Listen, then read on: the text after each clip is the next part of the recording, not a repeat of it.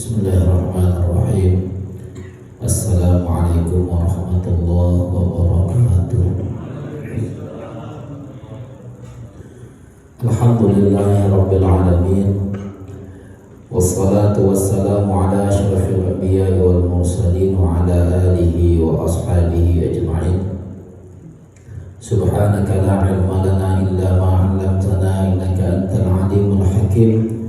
Rabbi shrah li sadri wa yassir li amri wa hlul 'uqdatam min lisani yafqahu qawli wa la hawla wa la quwwata illa billahil 'aliyyil 'azim. Rabbana zidna 'ilma warzuqna fahma wa 'allimna 'ilman min ladunka ya 'alim warzuqna 'amalan shalihan ya mujibas sa'ilin amin. Syukur alhamdulillah atas segala nikmat dan karunia Allah Subhanahu wa taala. Salawat dan salam atas junjungan kita Nabi besar Sayyidina Muhammad sallallahu alaihi wasallam. Allahumma salli wa sallim wa barik ala Sayyidina Muhammad wa ala alihi wa ashabihi ajma'in. Badan kenaziran masjid, bapak ibu, saudara-saudari, para penghuni surga Allah Subhanahu wa taala yang dirahmati dan dimuliakan oleh Allah Subhanahu wa taala. Pada pertemuan yang lalu kita telah membahas satu dari ciri Ashabil Kahfi. Apa itu? Bahwa Ashabil Kahfi itu adalah fityatun amanu bi rabbihim wa zidnahum huda. Pada ayat yang ke-13, bahwa mereka itu adalah pemuda. Telah kita sebutkan pada pertemuan yang lalu bahwa yang dimaksud pemuda di situ bukan sekedar muda, tetapi ada idealisme yang lain yang terbawa di dalam kata muda itu. Mereka beriman kepada Tuhan mereka dan Allah Subhanahu wa taala tambahkan iman pada mereka. Selanjutnya, ciri yang kedua atau ciri berikutnya dari Ashabil Kahfi yang disebutkan kisahnya di dalam surah Al-Kahfi ini adalah bahwa mereka itu Allah sebutkan dengan warabatna ala qulubihim. Hati mereka itu diteguhkan oleh Allah Subhanahu wa taala. Warabatna ala qulubihim, dan kami teguhkan hati mereka itu. Bapak Ibu yang dirahmati Allah Subhanahu wa taala, dikisahkan, ini diceritakan oleh Al-Imam Ibnu Katsir ya, di dalam kitabnya Tafsir Al-Quran Al-Azim. Kata beliau, Ashabil Kahfi ini diceritakan mereka ini abna'i mulukir Rum. Mereka ini anak-anaknya para pembesar di kerajaan yang dipimpin oleh Dqiyanus. Anak-anak orang hebat berarti. Mungkin anak menteri, mungkin anak pejabat, dan begitu dan seterusnya. Selanjutnya, mereka ini ada satu tradisi. Pada saat itu tradisinya bahwa setiap setahun sekali mereka berkumpul di satu tanah lapang yang luas yang berada di dekat gerbang kota mereka. Di situ mereka berkumpul mengagungkan berhala mereka, Tuhan mereka. Selanjutnya mereka sembelih hewan-hewan atas nama Tuhan mereka, dan mereka sujud kepada patung-patung tadi. Ketika itu terjadi, disaksikanlah oleh para pemuda ini. Ketika disaksikan oleh para pemuda ini, maka mereka merasa tidak pas, tak cocok. Mengapa pula patung itu kita yang buat, kita sembah, kita yang buat, kita agungkan. Oh, kita yang buat, tak pantas dia menjadi Tuhan. Masa Tuhan dibuat, Tuhan diciptakan? Kalau Tuhan itu dia yang menciptakan. Nah, ini yang ada pada diri mereka. Dan tak pantas juga hewan-hewan dipotong untuk orang tuh. Padahal hewan tadi tak dimakan sama orang tuh, sama patung-patung tadi. Nah, hanya sekedar persembahan saja. Maka pemuda ini satu-satu menarik diri. Yang satu menarik diri berteduh di bawah sebuah pohon, diikuti oleh yang lain. Begitulah seterusnya sampai ada kira-kira 6 orang. Nah, saling menarik diri. Nah, nanti yang ketujuhnya itu adalah pengembala. Ketika mereka keluar dari kampung tersebut, dari kota tersebut, itu berjumpa dengan pengembala. Pengembala itu nanti pada akhirnya ikut 7 orang mereka semua, diikuti juga oleh anjing Ashabil Kahfi. Jadi 8 sama anjingnya. Nah, ketika mereka masing-masing menyendiri, pada akhirnya ini saling asing, saling tidak kenal nih, satu sama yang lain, saling ya tidak begitu akrab lah gitu ya, tidak begitu akrab. Lalu diam-diam sampai akhirnya mereka saling memandang, saling merasa, kalian kok kemari? Apa gerangan? Nah, kau kenapa kemari? Lalu saling menceritakanlah, kurasa yang dibuat sama ayah kita itu tak betul itu. Itu juga yang kurasakan. Begitulah semua sampai pada akhirnya yang 6 ini merasakan satu hal yang sama. Nah, jadi ada penolakan di dalam hati mereka terkait dengan ketidakcocokan itu. Nah, ketidakbenaran itu. Sampai akhirnya mereka berkumpul. Nah, perkumpulan mereka ini pada akhirnya membuat satu majelis. Pada akhirnya membuat rumah ibadah. Mereka bermajelis di situ, saling berdiskusi, lalu mereka beribadah di rumah tadi. Nah, dengan ibadah yang benar. Kalau seandainya ini di zamannya di syariatnya Nabi Musa, maka mereka beribadah ala orang-orang Yahudi. Nah, karena itulah nanti yang paling rajih menurut sebahagian ulama. Nah, perkumpulan mereka itu yang bermajlis dan begitulah seterusnya, itu disebutlah dengan ribat. Muncullah firman Allah di sini, wa rabatna ala qulubihim. Kata rabatna, dan kami teguhkan hati mereka. Dengan apa? Dengan berkumpul, bermajlis, dengan menyembah Allah Subhanahu wa ta'ala secara bersama-sama. Itu disebut dengan rabtun, ada ikatan satu dengan yang lain sehingga dia saling menguatkan. Perkumpulannya itu disebut dengan ribat.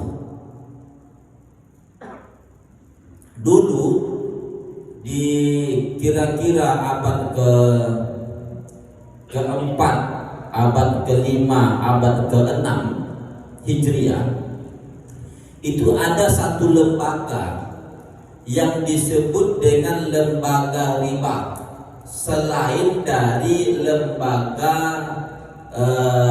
kutab. Kalau kutab itu pendidikan dasar. Jadi orang-orang belajar membaca, belajar menulis, itu disebut dengan kutab. Nanti untuk pendidikan tingginya bernama madrasah. Madrasah ini kalau istilah kita sekarang perguruan tinggi. Jadi bukan madrasah sanawiyah, bukan madrasah aliyah. Nah, itu perguruan tinggi. Orang-orang yang sudah belajar di kitab dengan amat sangat baik dengan ilmu-ilmu dasar, lalu pada usia dan taraf tertentu mereka berpindah ke madrasah.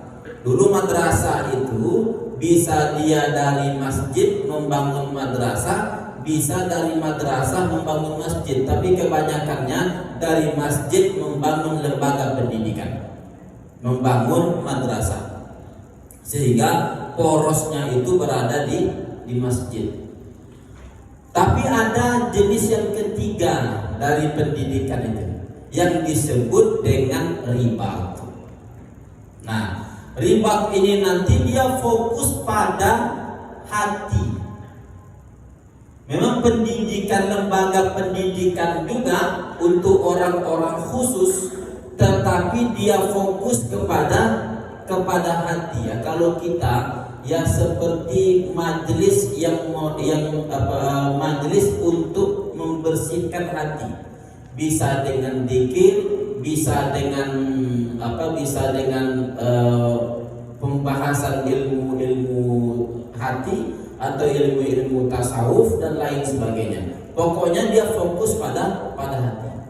Nah, inilah nanti pada akhirnya yang membuat hati seseorang itu menjadi teguh, dan dia tidak bisa sendiri. Dia harus bersama-sama dengan yang lain. Jadi saling menguatkan. Ketika nanti sampai akhirnya mereka ini berada di hadapan penguasa yang zalim, mereka kuat. Mereka tidak tergoyahkan sedikit pun. Inilah yang disinyalkan oleh Allah Subhanahu wa taala dengan wa rabatna ala qulubihim. Dan Allah Subhanahu wa taala teguhkan. Artinya Allah ikatkan.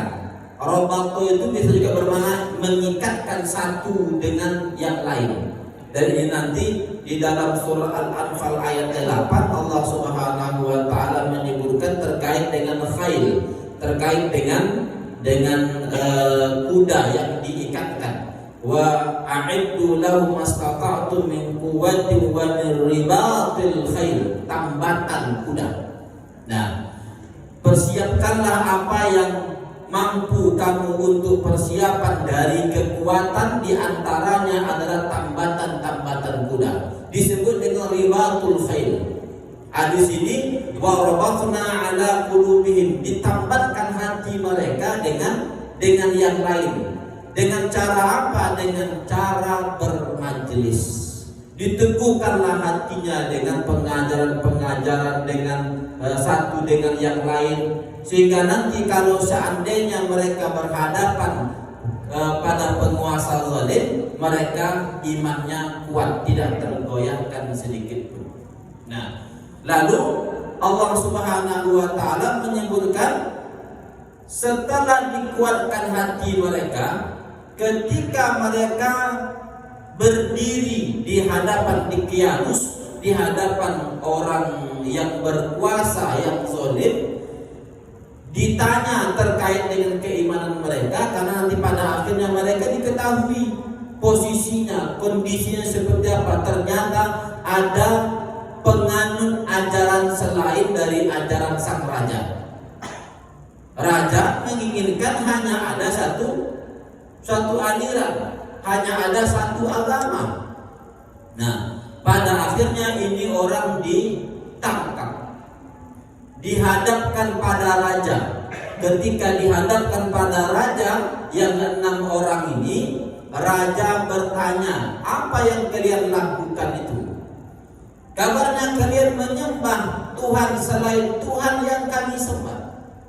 Apa yang mereka katakan? Diceritakan oleh Allah Subhanahu wa taala, faqalu rabbuna rabbus samawati wal ardh. Mereka berkata, Tuhan kami itu adalah Tuhan langit dan Tuhan bumi, yang menciptakan langit dan menciptakan bumi. Lan nad'uwa min dunihi ilaha. dan kami tidak menyembah selain Dia. Padahal ini anak muda yang sedang berhadapan dengan orang yang berkuasa, lalu menyatakan sesuatu yang benar walaupun jumlah mereka sedikit, cuma 6 orang. Nah, ya, pada akhirnya sang raja pun murka. Nah, ketika sang raja murka, maka raja memaksa mereka untuk kembali lagi ke dalam agama semula, yakni paganisme, penyembah berhala. Cuman karena ini anak-anak menteri, anak-anak para pejabat, maka diberikanlah waktu. Kata raja, aku tahu kalian ini masih muda, tak bisa memang langsung dialihkan, maka ku kasih kalian waktu 1 malam. Ku kasih waktu 1 malam. Dalam 1 malam ini renungkanlah bagus-bagus. Besok kalian kemari. Ada nanti menjemput kalian kemari untuk membicarakan hasil. Kalian harus berubah.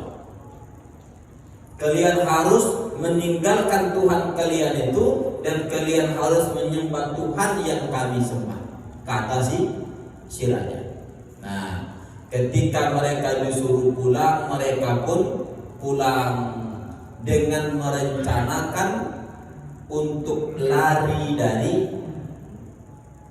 kekuasaan Dicyanus.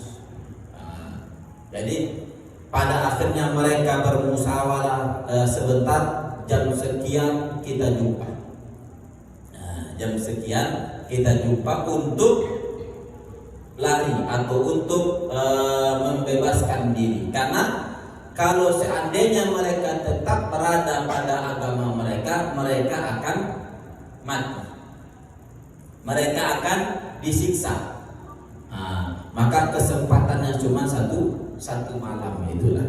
Nah, dari sini nanti Bapak Ibu yang dirahmati dan dimuliakan oleh Allah Subhanahu wa taala, untuk mempertahankan agama dan jiwa, ya, untuk mempertahankan agama dan jiwa mereka, atau seseorang boleh melarikan diri atau boleh menyendiri untuk mempertahankan agama dan jiwa itu.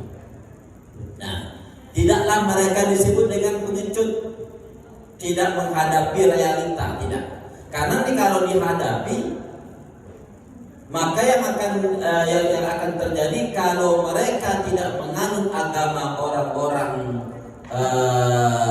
orang tua mereka, maka mereka akan mati. Pilihannya lepaskan agama atau lepaskan nyawa, atau pilihannya. Maka mereka mengambil pilihan yang ketiga.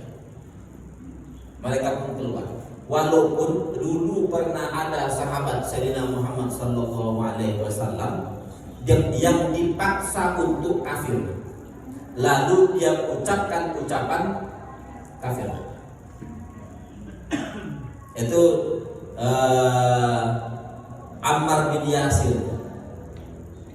Ammar bin Yasir ini dengan ayahnya Yasir dan emaknya. Emaknya ditangkap lalu dipaksa untuk kafir. Emaknya tidak mau, ayahnya pun tidak mau, sampai akhirnya disiksa dan mati. Emaknya dalam salah satu riwayat disebutkan ditombak kemaluan, mati, meninggal dunia. Ayahnya dibunuh, selesai di hadapan anaknya. Pada saat itu orang-orang kafir menyatakan, tinggal kau sekarang. Kau kalau tetap berada pada agama Muhammad, sama seperti ayah dan ibu. Tapi kalau seandainya engkau lepaskan agama Muhammad, kau lepaskan. Maka dia pilih untuk melepaskan agama Sayyidina Muhammad sallallahu alaihi wasallam di lidah, di hati tidak. Nah, apa kata dia? Kulepaskan agama Muhammad. Kalau seperti itu kau dilepaskan. Setelah dia lepas, dia pergi kepada Sayyidina Muhammad sallallahu alaihi wasallam. Sampai di hadapan Nabi diceritakanlah, Nabi terdiam pada saat itu. Nabi terdiam pada saat sampai akhirnya turun salah satu ayat Al-Quran yang ketika seseorang dipaksa untuk kafir tapi hatinya tenang dalam iman, maka orang ini tidak jadi masalah. Jadi ayat Al-Quran yang langsung yang menjelaskan posisi Ammar bin Yasir itu. Jadi dulu kalau di Makkah itu ada orang yang menyembunyikan keimanan, ungkapannya kekafiran. Itu diantaranya Ammar bin Yasir. Tapi dia tak tenang dengan kondisi ungkapannya itu. Nah, karena kalau tidak dia mati. Tapi kalau di Madinah berbeda. Kalau di Madinah ada orang yang menyembunyikan, bukan ada orang, banyak orang yang menyembunyikan kekafiran. Lalu ucapannya keimanan. Dia bersyahadat dengan asyhadu an la ilaha illallah wa asyhadu anna muhammadar rasulullah, tetapi hatinya kafir. Itu yang disebut dengan orang-orang munafik. Orang-orang munafik, dan itu lebih parah daripada orang-orang kafir. Jadi sebenarnya mereka ini bisa menyembunyikan keimanan mereka, tetapi mereka tetap akan diawasi. Dan kalau seandainya kumpul lagi, pasti akan ditangkap, pasti akan disiksa. Kalau menyembah Allah lagi, pasti akan ditangkap, pasti akan disiksa. Maka mereka ambil saja jalan keluar dari kerajaan. Nah, kalau seperti itu kita pergilah mencari sebuah tempat. Lalu ada satu orang di antara mereka mengatakan, aku tahu tempat itu di mana yang pas untuk kita berada. Nah, itulah yang disebut dengan Al-Kahf. Al-Kahf yang pada akhirnya surat ini disebut dengan surah Al-Kahf. Al-Kahf itu artinya Bapak Ibu yang dirahmati Allah, gua di sebuah gunung yang besar. Gua itu besar, bisa untuk beberapa orang. Beda nanti dengan istilah ghor. Kalau istilah ghor itu gua kecil. Makanya di dalam Al-Quran baginda Muhammad SAW yang pergi dari Makkah ke Madinah itu kan singgah beberapa hari di Gua Thur. Disebutkan oleh Al-Quran dengan ghar, idhuma fil ghar. Ghar itu gua tapi muatannya sedikit. Nah, dalam kasus itu ya baginda Muhammad SAW dan Abu Bakar. Nah, tapi kalau guanya besar itu disebut dengan Al-Kahf. Nah, Al-Kahfi, gua di sebuah gunung tapi dia besar, bisa untuk beberapa orang. Nah, dalam hal ini ya untuk 7 orang itu. Nah, bahkan nanti dia luas. Angin itu bisa keluar dan masuk dengan amat sangat baik. Jadi perputaran angin di ruangan itu amat sangat baik sehingga mereka tidak bermasalah dalam istirahat 309 tahun. Nah, ya, jadi ketika mereka mengatakan Tuhan kami adalah Tuhan langit dan bumi, kami tidak menyembah selain Dia. Nah, tidak ada Tuhan yang lain yang kami sembah. Laqad qulna idzan syaqqa, kalau seandainya kami menyatakan ada Tuhan selain Allah Subhanahu wa taala, maka ucapan kami tersebut amat sangat jauhlah dari kebenaran, dan mereka pegang itu kuat sampai akhirnya diberikan waktu untuk berpikir. Pada akhirnya mereka memilih untuk keluar dari kota tersebut. Nah, Bapak Ibu yang dirahmati dan dimuliakan oleh Allah Subhanahu wa taala, ketika mereka pergi dari kampung tersebut, maka berjumpalah dengan pengembala kambing. Di salah satu riwayatnya, berarti ada orang yang ketujuh. Pengembala kambing ini mau ikut. Pengembala kambing ini ada anjingnya. Anjingnya itu menyala, menggonggong, seolah-olah ingin memberikan satu informasi. Cuman Ashabul Kahfi ini tak mengerti. Pada akhirnya dilemparlah supaya tidak ikut. Mengapa? Nanti kalau ikut bisa ketahuan. Diusir jauh-jauh. Anjing ini tidak mau ikut, tidak mau tinggal. Dia tetap mau ikut. Sampai akhirnya Allah Subhanahu wa taala menjadikan anjing tersebut bisa berbicara. Bisa berbicara anjing tersebut. Seolah-olah anjing itu bermohon kepada Allah Subhanahu wa taala dan mengangkat dua tangannya. Wahai Tuhanku, mereka melempariku, mereka memukuliku, mereka mengusirku, padahal aku telah menyembahmu 40 tahun sebelum mereka menyembahmu. Kata anjing tersebut. Ini diceritakan diantaranya oleh Al-Imam Al-Qurtubi di dalam kitabnya Al-Jami' di Ahkamul Quran, ketika menjelaskan ayat sebelumnya, ayat yang ke-13, pada ungkapan wazidnahum huda, dan Allah tambahkan pada mereka hidayah. Dengan cara apa Allah menambahkan hidayah pada mereka sehingga mereka menjadi kuat? Dengan anjing tadi. Berarti apa yang kita lakukan ini betul. Pada akhirnya anjing tadi pun dibiarkan ikut.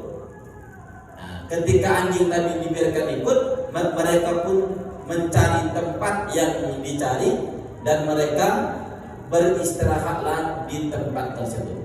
Nah, pada ayat yang sebelumnya, ayat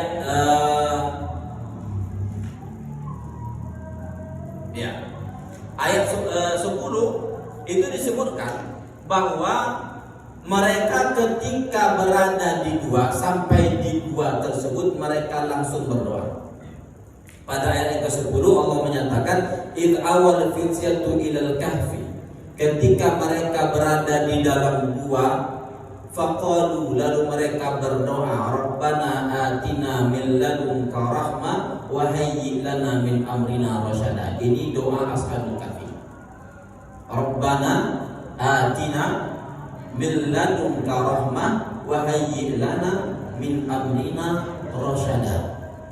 Wahai Tuhan kami, berikanlah kepada kami rahmat dari sisimu, dan jadikanlah kondisi kami pada kondisi yang baik dalam perkara kami. Nanti oleh para ulama kita menyatakan bahwa doa ini bisa digunakan pada setiap kesulitan. Sebagaimana Ashabul Kahfi mendoakan dengan doa ini pada dalam kondisi kesulitan itu, mengharap rahmat dari Allah dan supaya Allah Subhanahu wa taala mengatur, membuat satu rencana untuk bisa memudahkan urusan. Sehingga nanti Bapak Ibu yang dirahmati Allah langsung memberikan ijabah. Jadi ketika tadi mereka masuk ke dalam gua tersebut, mereka berdoa dengan doa yang kita bacakan tadi, lalu Allah Subhanahu wa taala ternyata langsung memberikan ijabah. Cuman ijabah yang Allah Subhanahu wa taala berikan itu tidak diduga oleh manusia. Apa ijabah doanya? Disebutkan pada ayat yang ke-11. Allah Subhanahu wa taala menyatakan fadarabna 'ala adanihim fil kahfi sinina 'adada. Lalu Allah Subhanahu wa taala menutup kuping mereka. Ini menutup kuping itu sebagai apa? Sebagai kiasan dari tidur yang panjang. Jadi kiasan tidur yang panjang itu bukan tertutupnya mata, tapi tertutupnya kuping. Mengapa? Karena suara lah yang bisa membangunkan orang. Suara yang bisa membangunkan.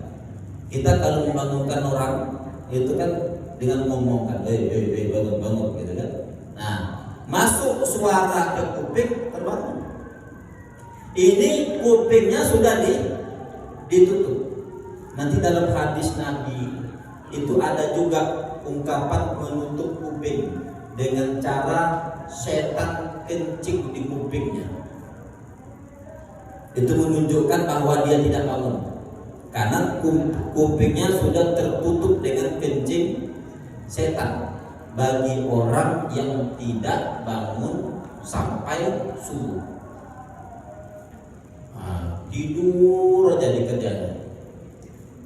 Orang azan pun tidur. Orang sudah sholat dia masih tidur. Itu apa? Tertulislah di kupingnya toilet setan. Jadi dia sediakan toilet setan, kencing di sini.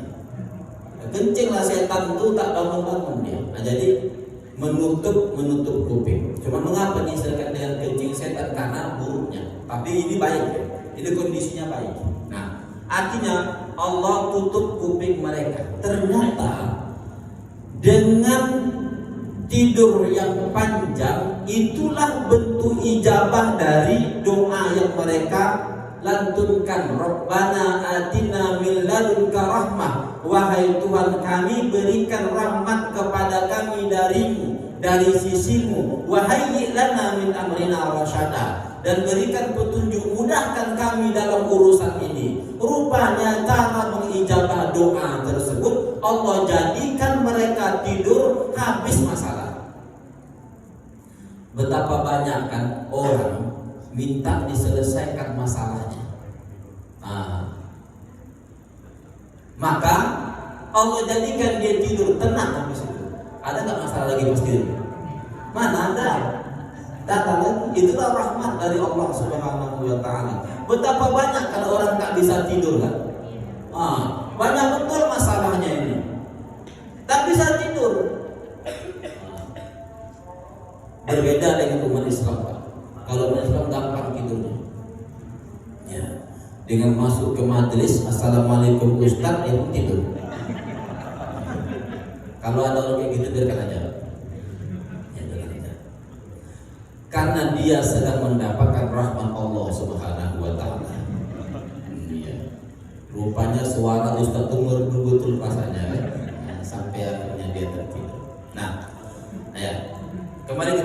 Jadi sampai di gua mereka berdoa, Rabbana atina min ladunka rahmah wa hayyi lana min amrina rasyada. Selanjutnya fadarabna 'ala adhanihim. Allah Subhanahu wa taala tutup kuping mereka. Artinya Allah Subhanahu wa taala tidurkan mereka dengan tidur yang dalam, dengan tidur yang panjang, sampai mereka tidak lagi menghadapi masalah-masalah yang sedang dihadapkan kepada mereka.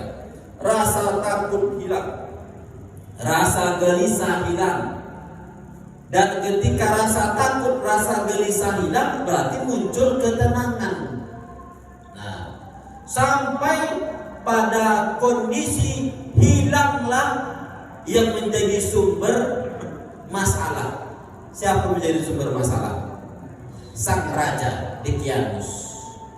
Berakhir kerajaannya berakhir pula kerajaan, kekuasaan orang-orang setelahnya, lalu muncullah, digantikanlah oleh orang-orang yang baik, orang yang berkuasa yang baik. Pada kondisi itulah mereka nanti dibangunkan oleh Allah Subhanahu wa ta'ala.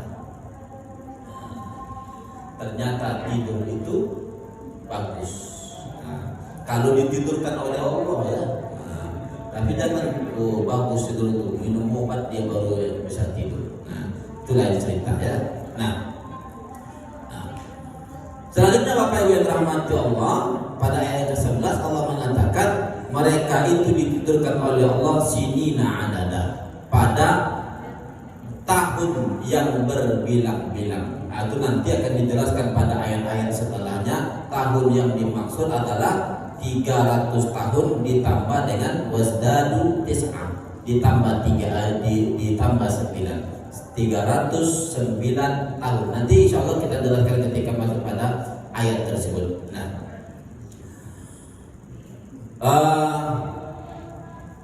Pada akhirnya ketika mereka ini ditidurkan oleh Allah Subhanahu wa ta'ala, tidur mereka itu dijaga oleh Allah dengan dibolak-balikkannya jasad. Jadi mereka itu tidur di gua dalam kondisi tidur yang panjang dengan jasad yang terbolak-balik, kadang-kadang ke kiri, kadang-kadang ke kanan, dan begitu saja. Mengapa? Karena kalau dia tidur begitu saja, badannya akan dimakan tanah. Karena terpanjang tidurnya, akan dimakan dengan tanah. Supaya tanah tidak memakan badannya, maka dibolak-balikkan oleh Allah, ke kiri, ke kanan, ke kiri, ke kanan, dan begitulah seterusnya. Dan nanti disebutkan pada ayat-ayat berikutnya bahwa posisi gua itu pun posisi yang menunjukkan bahwa peredaran angin dan sinar matahari itu dapat dengan amat sangat baik, sehingga ada tanda-tanda kehidupan pada mereka. Tidaklah nanti mereka berbahaya karena mungkin kekurangan oksigen, kekurangan sinar matahari, kekurangan angin, dan begitu dan seterusnya. Semuanya dicukupkan oleh Allah Subhanahu wa ta'ala, dan itu masuk dalam kategori pengijabahan doa yang tadi doa mereka atina min ladunka rahmah, datangnya rahmat, diberikannya rahmat oleh Allah Subhanahu wa ta'ala. Di antara rahmat Allah tersebut adalah dengan membolak-balikkan badannya, lalu memasukkan sinar matahari, memasukkan angin, dan begitulah seterusnya. Itu masuk dalam kategori pengijabahan doa dari Allah Subhanahu wa ta'ala. Mengapa demikian? Karena mereka ingin menjaga iman mereka. Saya kira sudah. Akan kita lanjutkan cerita Ashabul Kahfi ini pada pertemuan yang akan datang.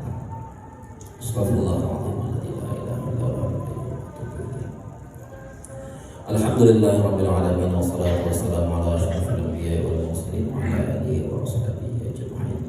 Allahumma a'inna ala dzikrika wa syukrika wa husni ibadatika. Rabbana la tuzigh qulubana ba'da idh hadaytana wa hab lana min ladunka rahmah innaka antal wahhab. Rabbana atina min ladunka rahmah wa hayyi' lana min amrina rashada. Allahumma hayyi' lana min amrina rashada ya arhamar rahimin. Rabbana atina fid dunya hasanah wa fil akhirati hasanah wa qina adzaban nar. Wassallallahu ala sayyidina Muhammadin wa ala alihi wa sahbihi wasallam. Alhamdulillah. Assalamualaikum warahmatullahi wabarakatuh.